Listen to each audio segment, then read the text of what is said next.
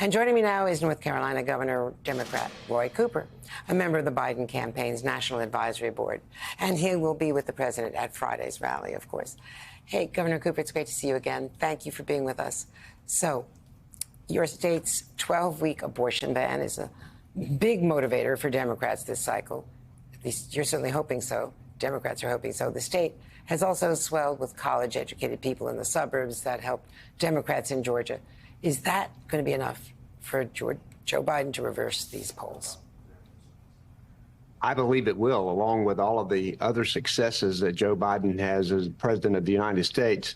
I'm hoping that people will tune into this debate. Most people are disengaged in June. People are looking after their children, worrying about their parents and their job. They really aren't thinking about a November election. I hope people tune in for this debate because they're going to see starkly different visions for America. You've got Joe Biden, who wakes up every single morning thinking about what he can do for the American people. You've got Donald Trump, who wakes up every single morning thinking about what he can do for himself. Clearly, he has taken responsibility for the destruction of Roe v. Wade. It has been felt in North Carolina as the one-vote Republican supermajority here overrode my veto of a 12-week abortion ban. And Republican leaders here have said, we're going to come back for more after these elections.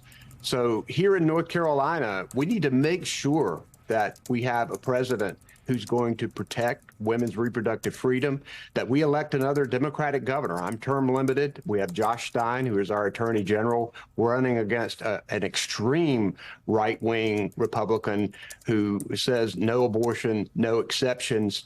I believe the people of North Carolina do not want that. And as they focus in on this debate, I think they're going to come to realize that this is a binary choice here of two starkly different visions, and this debate will set that out. You said Democrats are not yet enthusiastic about a second Biden term, and that they need to get on board. That's easier said than done, though. Just last month, Cook put a report showing that just how much third-party candidates are pulling away from Joe Biden. What can you do to try to get dissatisfied Democrats, particularly young people this year, with the war and the other controversies, getting them enthusiastic about someone when age is also a factor?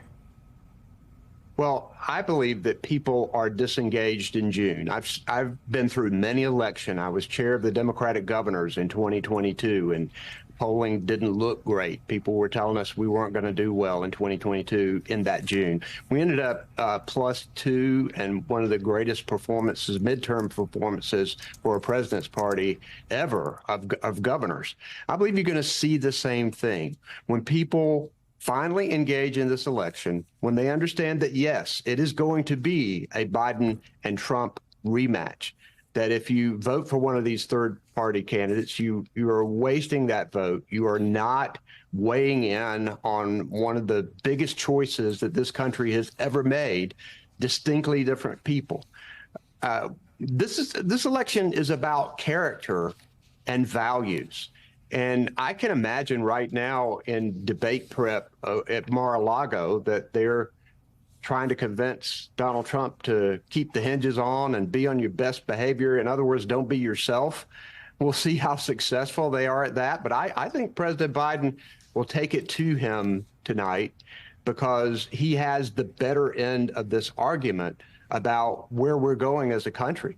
Got to remember that Donald Trump, only one other president has left office losing more jobs than Donald Trump, and that's Herbert Hoover.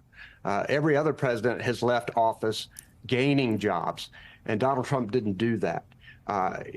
We need to make sure that we get people engaged in this election. The Biden campaign believes that we can win North Carolina. I do too. We have 18 field offices. We have 80 campaign workers on the ground. That's going to be tripled by August the 1st. He only lost by 1.3% against Donald Trump in North Carolina in 2020. And because of COVID, we didn't have a ground game. This time we will. This time we can win this election. Now, finally, Donald Trump says he wants Joe Biden to be drug tested ahead of the debate. There's no evidence at all, none, that the president would use any kind of performance-enhancing drugs. But this is drilling down to that one Republican congressman who suggested, a congressman from Missouri suggesting that he'd be high on Mountain Dew, jacked up. How do you counteract that? And first of all, is there any truth to it? No, absolutely not. This is not even worth talking about. I mean, they can't have it both ways. They can't present him as not knowing what he's doing and then he was great because he was drinking Mountain Dew. Come on. You know, Joe Biden is on top of it. He has used his experience to be a great president. When you look at the 5 major pieces of legislation that he's gotten through a Congress that is really broken, he's been able to do that. He's been able to gather our allies together overseas against dictatorships that Donald Trump likes to cozy up to. This is an important choice for the people of this country. We've got to see around ridiculous statements like that. Hey there, MSNBC fans. I'm Luke Russert, and be sure to join me, Rachel Maddow, Jen Psaki, Lawrence O'Donnell, Steve Kornacki, Joy Reid, and many more September 7th in Brooklyn, MSNBC Live Democracy 2024. Click on the link for ticket information. We will see you there.